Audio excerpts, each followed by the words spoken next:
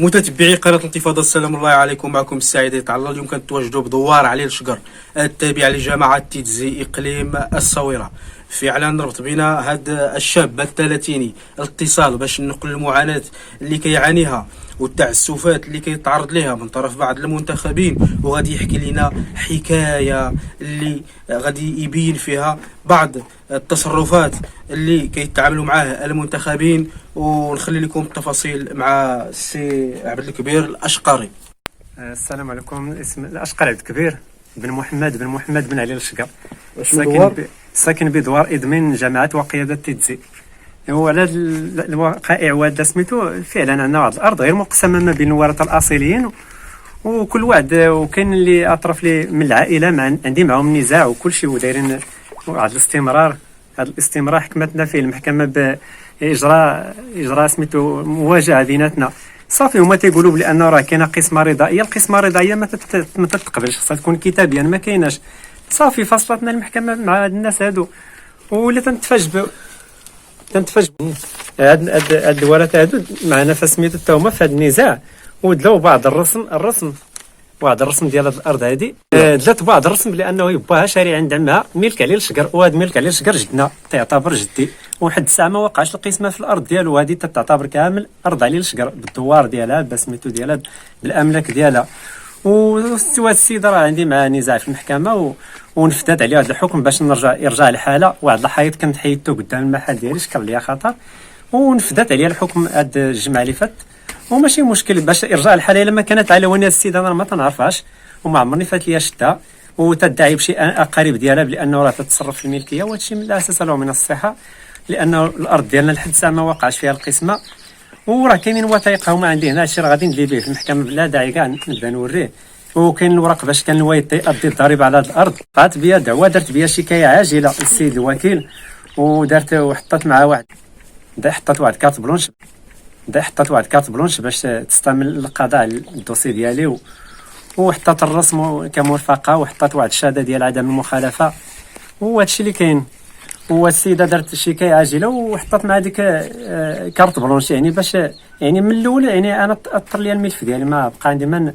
وحتى في الاحكام اللي تصدروا ضدي في المحكمه هنا تصدروا باش نوب لانه المعني بالامر تنازع على حقه في الدفاع على راسه، ما درت محامي، وهي كانت تطلب المعاينه العينيه ما كانوا تخلات عليها، ودارت بانه خربت الحدود الفاصله بين عقارات، وسديت واحد الطريق عموميه تدي لواحد المقبره، وهاد المقبره عندها شي 400 سنه وما فوق.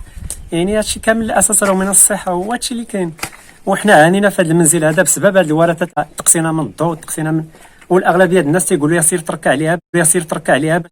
عليها، خلي لك فين دوز الضوء، فين دوز الماء. وحتى الطرقان الاصليين ديال جدودنا راه ولاو تيتسدوا عليها. صراحه الله عانيت انا وامي اللي معايا في هذا المحل هذا. يعني خوتي ما ساكنينش معايا، بناو في حق الوالده بعيد عندنا واحد 3 كيلومتر. شكون اللي تيعاني؟ انا والوالده ديالي. والارض ديالنا تنقولها نكررها غير مقسمه ما بين الورثه.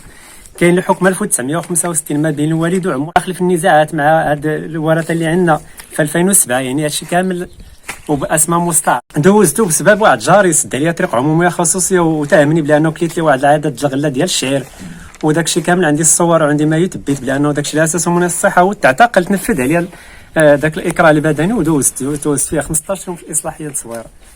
وبالنسبه للسي الاشقري عبد الكبير، كنشوفوا المنزل ديالك ما فيه لا كهرباء ما فيه حتى شي. تقول لي اخويا الناس قالوا لك خصك تمشي ترك، تضريت وتنطلب السيد العامل اللي غنمشي عنده حتى هو ان شاء الله. عندي ما ندي ليه، عندي شي وثائق غنديهم ليه، وشي تهديدات تنتوصل بهم من طرف هاد الناس، لانه تيهددوني وعندهم النفوذ، وانا ما غاديش يتخذ عليا حقي. وانا راه لدرجه نهار 20 في الشهر 4 2020 راه تعرضت لمحاولة قتل من طرف رئيس جامعة تيتزي، والعضو ديالو الرئيس والعضو سدوا عليا الجماعة وبقاو عليا بالضرب، وضربوني مع الساري، كانوا غيقتلوني. ولحد الساعة راه خرجت الشكاية ديالي من الحفظ، ولحد الساعة ما كاين والو. استمعوا لنا الدرك ديال 8 واني ما كاين والو لحد الساعة. والجامعه فيها الكاميرات وفيها كل شيء. يعني هذاك الشيء اللي وقع لك غادي يكونوا الكاميرات تسجلوا؟ كاين الكاميرات خدامين. هذه هي البقعه اللي تعتقلت عليها، بانه راه هذا السيد اديت لي واحد شي شعير، وهي راه كي تشوف راه الخبيزه هنا هي اللي كاينه، وهنا راه الطريق. يعني من بعد ما حيدوا ذاك الحائط مول التراكتور ضرب دوك الخرباشات جرب يوم هذاك الربيع اللي في الطريق، يعني ما كاين والو. انتم كي تشوفوا هنا قلتي بانه نفذ عليه هذيك الاكراه البدني ديال 164 الف ريال. وانتم كي تشوفوا راه الخبيزه اللي تينتج هنا، يعني هذا راه ديال الحائط، ها هو راه كان هذا الحائط انا فاش رجعتو يعني رجعتو ما دريتو ما والو، بنيتو ما كانتو. ولا نطالب سيدنا حيت المسطره القانونيه فوق كل شيء، يعني ما هو هذا السيد راه بات تستعمل القضاء بواحد كارت بلونش ما نسمحش ليها، لانه في المسطره وقدام القضاء حنا مواطنين بحال حنا من الرايه ديال سيدنا، ما الناس ما عندهمش الحق يمسوني ولا يعرضوني للقتل، ولا انا بيت حقي يبا، يعني هذه الارض غير مقسمه وتنقولها ونعاود ناكدها. وكل ما يثبت بانه فيها الزور راه عندي، كاينين الرسوم مزوره وكاينين الاستمرار مزور ومقسم منهم الابد. هو ربي تعدل في الاخينا غدو والو ما ستسفوت غيلا غير تسمعت كاسات تسفوت سمعتي ربي هو الطلب غير ربي الطلب الدوار الطلب اني نحيدنا تيغوت ما قلنا غير غراسن الطلب المالي الدين غيبيد. لا تبخلوا بدعم الجريدة، وإذا كنتم جدد لا تنسوا الضغط على زر الاشتراك ليصلكم كل جديد.